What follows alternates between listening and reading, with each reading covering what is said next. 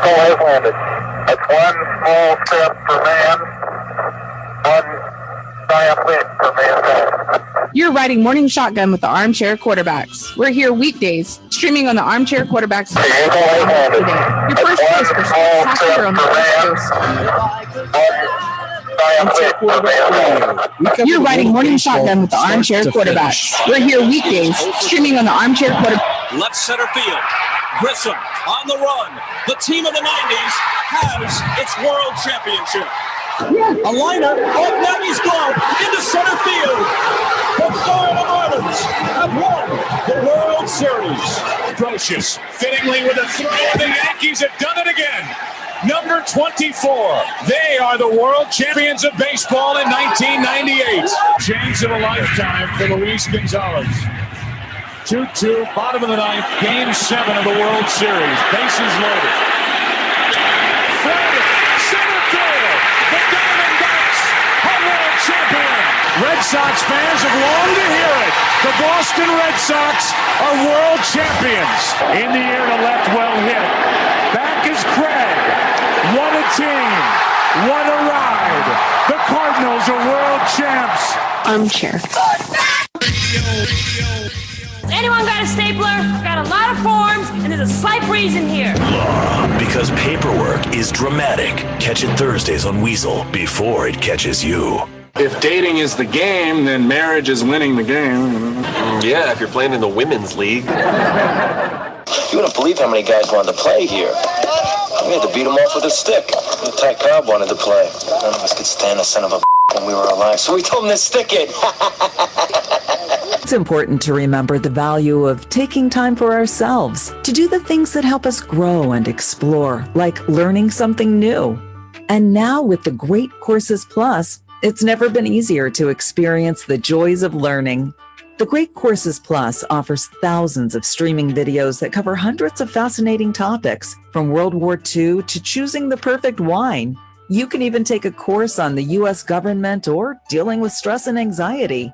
And because the Great Courses Plus partners with world-class professors and experts, you're always receiving thoroughly vetted, high-quality content from every lecture. Plus, you can watch or listen anytime, anywhere with the Great Courses Plus app. So take a little time for you. Sign up for the Great Courses Plus today for a free month of unlimited access. Visit thegreatcoursesplus.com/radio to get started.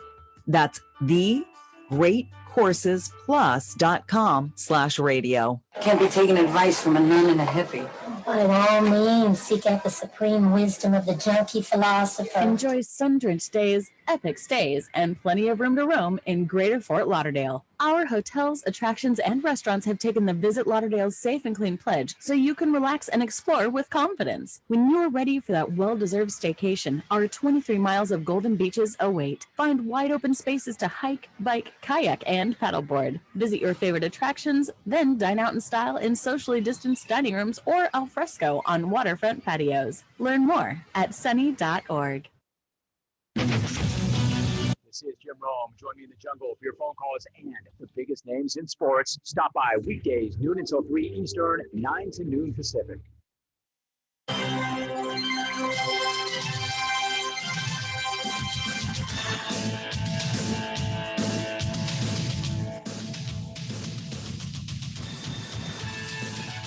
Good morning.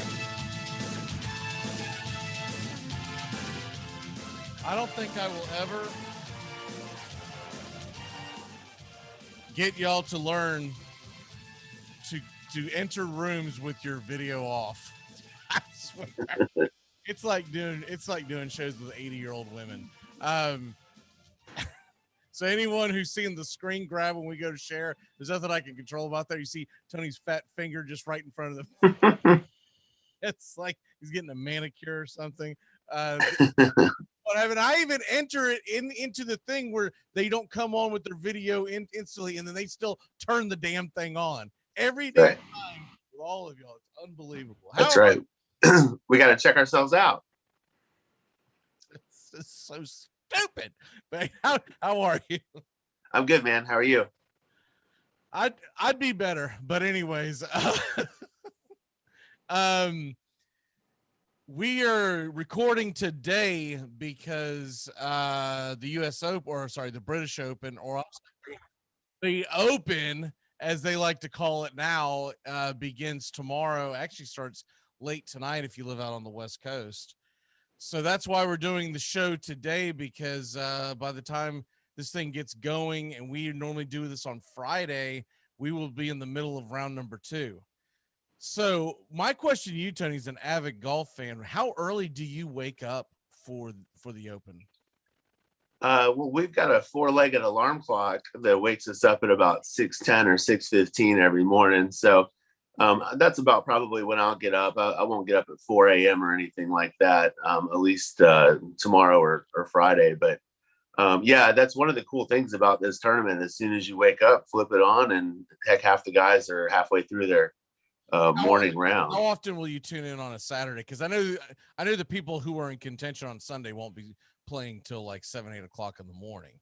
Yeah, I'll probably get up Saturday. I've got plans at like 11, so in the morning. So, and we've got people, or we've got people coming to the house delivering stuff or whatnot. So I'll probably get up pretty early on Saturday, probably I don't know, 5:30, 6 o'clock, not like 3, but yeah, it's fun. And the cool thing too is it'll be over at like, 3 or 4 on Saturday and Sunday, and you got the rest of the day to either go play golf or do whatever you need to do. So that's one of the cool things about the Open is the timing of it, and depending on where it's played, it could be done at noon or it could be done at 5 o'clock. But different venue. Links golf is usually fun. We haven't had it for a couple of years with no tournament last year, so definitely looking forward to it. Now, your wife's a golf fan too, correct? Does she get up? She'll watch it with me. She's not getting up at 5 a.m. I can tell you that. Okay, that was kind of my question. No way in hell my wife is going to, because my wife won't even watch golf. I can't even get her to even, like, she'll just roll her eyes and go, golf again? Like, well, they play every It depends on when Adam Scott's teeing off, but Adam's in the feature group, I think, with I want to say with Justin Thomas and I forget who the third is. It's a pretty loaded group that Adam Scott's in, but she'll root for him and see what happens. Yeah, we got the tee times right here. Obviously, we won't dive into the entire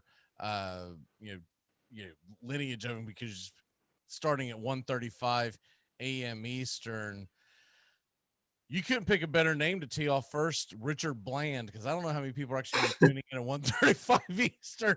But if you are out on the West Coast getting off work, it is something to tune into. But as far as I'm looking at this as tee times that matter to us, because there's no way we're going to catch the very first part of this. But let's just go ahead and skip all the way down. I'm going to go to 7:20 a.m. Tomorrow morning. Jason Day is teeing off.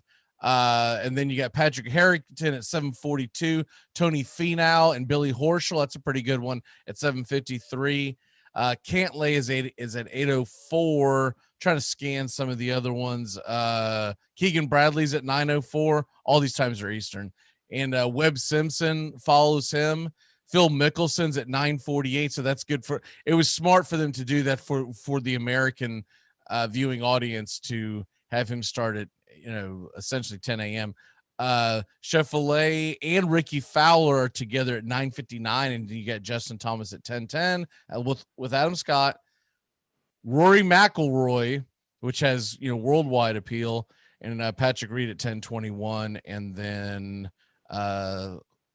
that's enough of that. Anyways, how bad is it that there's so many golfers not going to play in this tournament?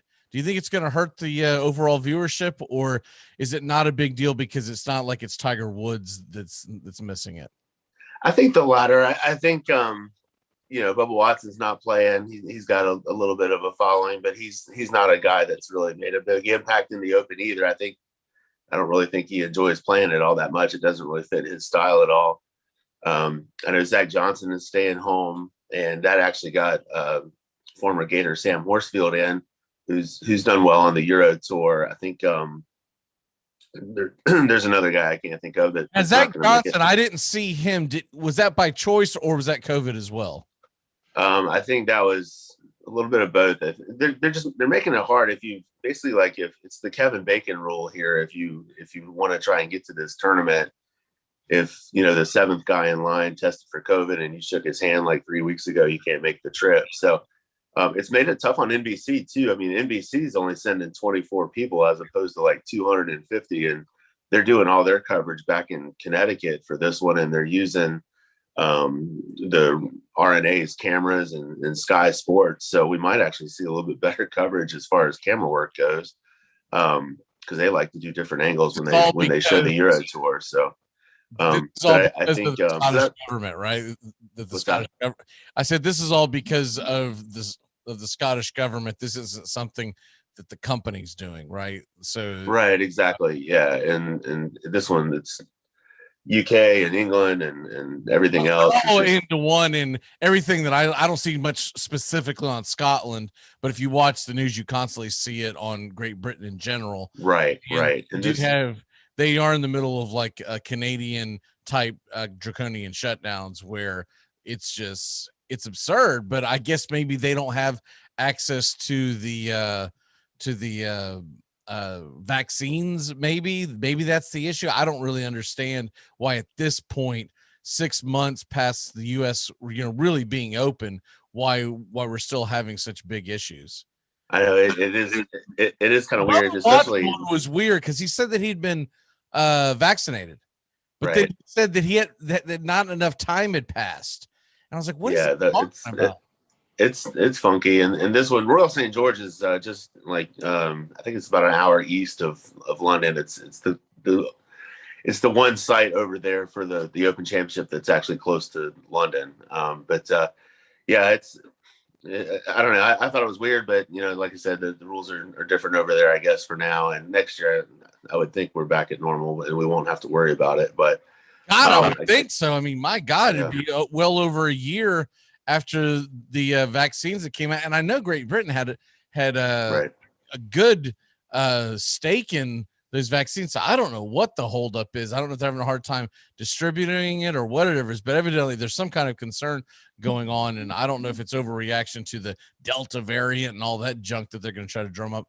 But for the tournament itself, it kind of sucks because some of the bigger names that aren't going to be over there, even if you're not fans of the particular players like the Bubba Watson, I know he's very polarizing. People either love him or hate him, but still he's a name, right? He's a name that you're like, damn, he's not going to be there either.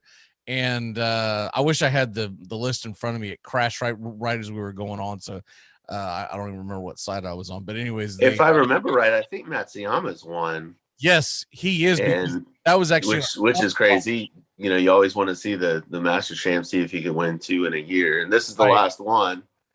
With PJ being back in May. So. And there's also belief that he was focusing on the fact that he still is testing positive, but he's never had any symptoms, and it's like a month now.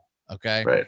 But he's focusing on the fact that he wants to be at the Olympics because it's in Tokyo, his home country, and he's obviously going to be one of the bells of the ball there during the opening ceremonies and whatnot. So I get that part. I was reading the other day too, and I think Matsuyama's past the age, but if Japan happens to win the gold medal, everybody else who's on the squad with him, as far as on the golf team, doesn't have to, if they're young enough, they don't have to do military service if you've won a medal in the Olympics or something quirky like that. So there are a few. I think it's a bigger deal to different countries as far as golf in the Olympics. I think in the U.S. and this is only the second Olympics recently that they've had golf. So I think Schauffele is one of the guys representing the USA. I forget who else. I don't know if that might not even be settled yet, even though it's only a couple weeks away. Something they put a rifle in Matsuyama's hand because they go and decide to invade Turkey or something. He's like, dude, I've got like the Masters is this weekend. What are we doing over here? I know, just like have him hit a grenade with like a pitching wedge from about 120 yards out, and he'll be deadly. But it should be a fun weekend. I think Royal St. George, it's only the rotation over there is different than the U.S.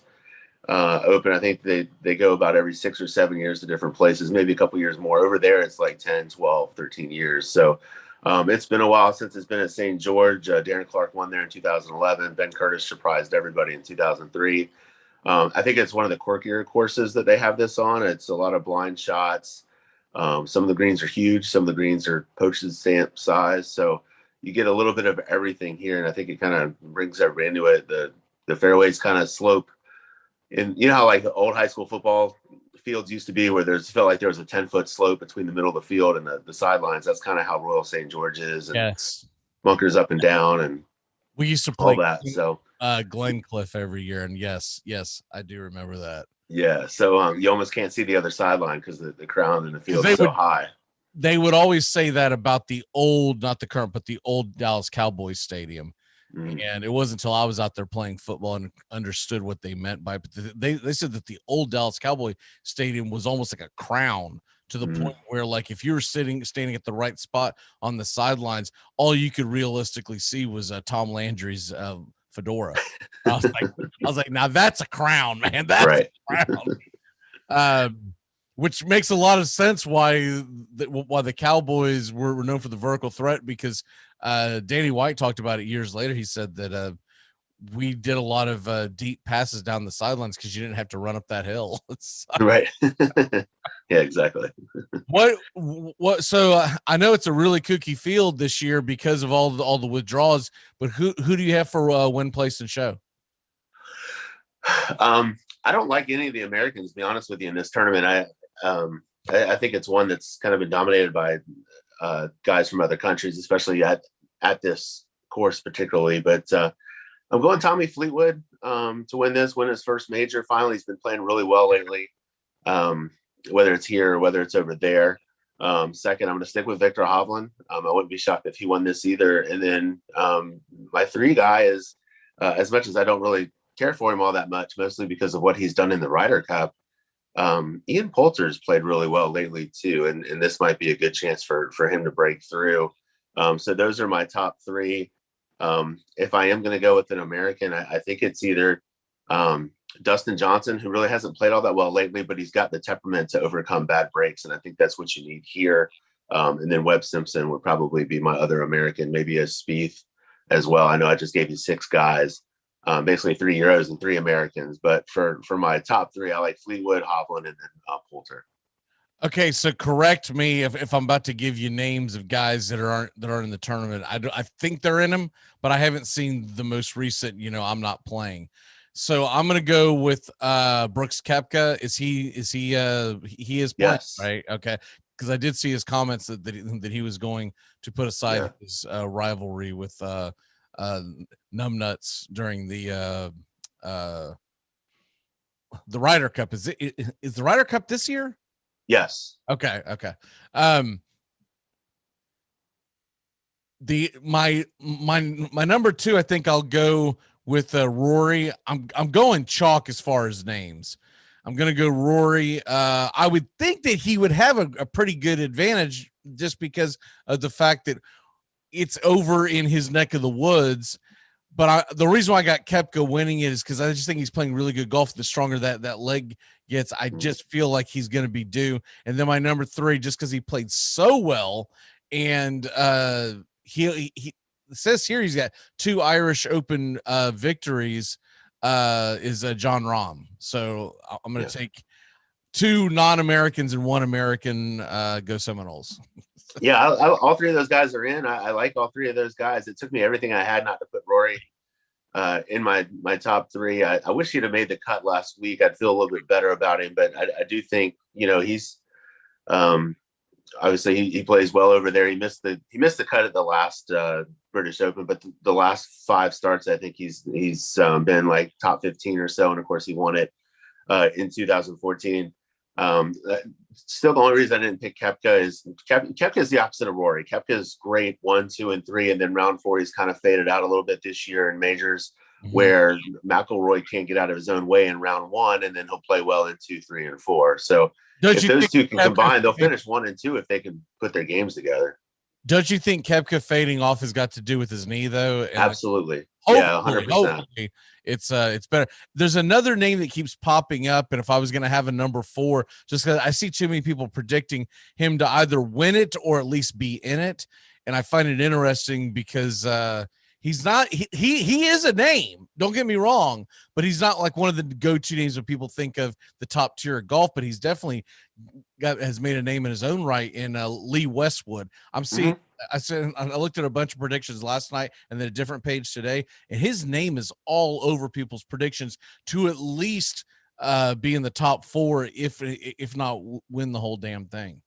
Yeah, that'd be an awesome story too. Kind of similar to when Darren Clark won it there in 2012, where he was a guy that, you know, had come close a few times and has the resume, except just missing that one thing and having that major. So that'd be a very similar storyline to Clark, and it'd be awesome. It's same kind of similar to Poulter. I think Westwood's got a couple more years on Poulter, but I don't think it's a giant gap. And you know, he'd be a fun champion too. That's why I think it's going to be a guy that hasn't won one yet. I think this course tends to bring that out of people.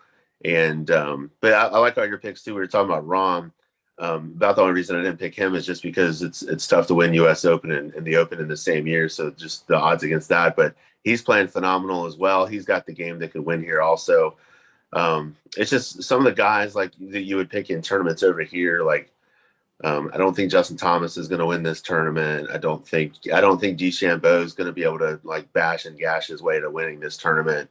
Like I said, you're going to get bad breaks here. You're going to have to take your lumps, and some guys are better at doing that than others. So, and Rahm's won his major now, so he can actually calm down a little bit. Like he's one of the guys up until this year that's had a short fuse and never really dealt with adversity all this well. But once you get that one major, you can. I think some of these guys can settle in and just play golf and not live and die with every shot.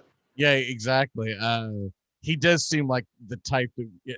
It's so funny because he looks. He's a doppelganger for a good friend of mine that I hung out for years. He also has his temperament. Like this guy would get a few beers at him and just start getting like right. God, which I'm pretty sure they were separated at birth. But yeah, I think I've said this before, but this is my favorite major. It always has been. A lot of it has to do with the fact that being in the restaurant business for years, this was the one major I could watch before it hit the fan on Sundays at work, right? Mm-hmm. Yeah. And so you could get up in the morning, you could drink your coffee. Even when you got to work, we would have this on, we would be locked in. So this is still my favorite major because of the time that it tends to go off. As much as I liked the Masters and the US Open and whatnot, it sucks that some of those, you know, for people that work 9 to 5s, you miss the majority of the of everything that goes on. And also the cool thing about the British Open is when the British Open ends on Saturday and Sunday, it's the middle of July. You can still go hang out by the pool, do whatever you have to do, and not get yelled at by the wife. Go, God, you're watching that again? And I'm always like, just so you know, your ears are always burning around Sunday because it's Tony's fault. I was like, I never watched this much golf until Tony Tony came around. Well, I can tell you this too with the Open. HD helped this tournament more than I think any other sporting event out there, especially with golf, because I know when I was a kid, and this is before I was really into golf, like it would come on, you know, first thing in the morning like it does now, and everything looks so brown and so grainy and just so crappy all the time. And part of it's the weather, but it was just the TV broadcast back then. But now with HD, I mean, these courses, you can see the undulation, you can see the hills, you can see every grain of grass right now. And I think it's really, really helped the Open Championship, because it used to look like the most dull thing on television. And now you watch it, it's as close to a tournament being here as you can get, really, even though it's much different conditions. You know, this course too is being where it's located. A lot of these courses where they have this are right close to the water. So you can have a rainstorm on the front nine and the back nine's bone dry, and then they flip flop, and the weather's so unpredictable here because it comes so fast. So HD's really helped it. Yeah. Even back then, what you're referring to, I think I still liked it because of the fact that I realized that this is where golf all began. Right. And so it looked real. It looked like it wasn't manicured and whatnot, but it is a good point. I think one of the reasons why the Masters has always been so popular is because the timing of it, and spring has sprung, and usually the Masters just looks phenomenal. It's not just the greenery, but you got the flowers and everything Right. else. Even back before HD, it popped off the screen. So yeah, the US Open was always the ugly stepchild because they're like, oh man, this thing. But I don't know why, but I was always drawn to it because I was like, this is really cool, especially when they would tell the stories of this is where such and such happened like 400 years ago. And you're like, you believe they were out there smacking balls around with sticks 400 years ago? Right. So moving on from that, before we have to dip out of here, the Florida Gators, they were had quite a few kids drafted, and the first one that comes off the board, I believe, was Fabian Judd. It is Judd Fabian, right? Right. To the Boston Red Sox. Was there someone before him? Because that's the thing that I see. I thought they had a first rounder scheduled. Yeah, that was Judd. He was okay. Dropped a little bit. It's some of these guys dropped really because of where they're where the teams that draft them are slotted to spend. Like that's the biggest reason why like the Kumar Rocker dropped and people were going nuts. He drops all the way to 10th. Of course, he ends up with the Mets. But anyway, and that might have been part of it with Fabian. I think Fabian is going to go. There was a little bit of thought last week that if he wasn't in the top like 2 or 3 rounds that he might stick around and play with his brother, but I think he's slotted for over $2 million with that pick if the Red Sox will do it. So, yeah, Fabian to the Red Sox at 40th, Mace to the Indians at 69th, which was a nice pick for the Indians. Hickey, the catcher, he's going to be a first baseman probably at the major league level. He was taken 136th. Christian Scott to the Mets. Jacob Young, who may come back, but I doubt it. He's already graduated, so I think he's kind of ready probably to move on and play baseball and see what happens. To the Nationals, Leftwich to the Indians, Alamon to the Indians. It's funny when these drafts happen. I don't know if it's just the Gators because they're the ones I follow the most, but like you'll have years where like the A's will take 3 Gators, like the A's took Puck and a few other guys one year, and then the Royals take Singer and Kowar. The Indians took 3 Gators in this draft. The Mets took a couple. They kind of get clumped together, it seems like, with teams. I think tells you where their scouts have been spending most. Yeah, scout connections and who's seen them play and all that stuff. Right. So, Fabian, yeah, that's interesting because Fabian, from what I remember, had a really good year. I'm a little surprised he fell that far. Yeah, the knock on him, he was great defensively. His defensive errors were balls that no other center fielder could really get to. Like he had a couple, like he got roasted by the fans for a couple of flyouts in the regionals or SEC tournament, but he was fast enough to put himself in position to make that error. Like a lot that would have been in the gap for a lot of plays. I think at the plate was the problem where he was either home run or strikeout, hit or miss. Right. But that's what Major League Baseball kind of is to a point right now. Too. Exactly. So I don't know. But yeah, I think he'll go. His brother will be good too at Florida, but it'd be good to get a couple of these guys back for another year, but they're probably all going to even if he's not outstanding at center field, they'll put him in left, and as long as you can hide him. Exactly.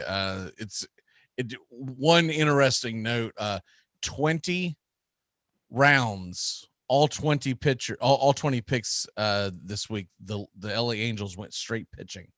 Wow. And 19 of those 20 pitchers, 19 of those 20 pitchers were from college baseball. So in other words, they're trying to rebuild their pitching staff quickly. They're not looking to develop anything. We are up on time. Actually ran past a little bit. What is your walk-off for the day? Man, I'm geeked for the tournament. We'll see what happens with the NBA Finals. I haven't really locked into that yet. Every time I turn it on, somebody's up 12 and just kind of plodding through it. There's not a lot of superstar power in this NBA Finals, but I'll watch it probably moving forward. It's gonna be hard to watch both because one's gonna end at 1 a.m. and the other one's gonna start at 2 a.m. So it's gonna be hard to lock into both. Yeah, we'll burn a hole through the TV this weekend, and hopefully it'll be a fun Open Championship with some drama. All right, brother. Well, we'll see you next Friday. Great job, and hopefully we get good weather so we don't get delays and stuff like that. That's always a worry over across the pond, as they say. Sounds good, man. We'll see you next week. Yes, sir.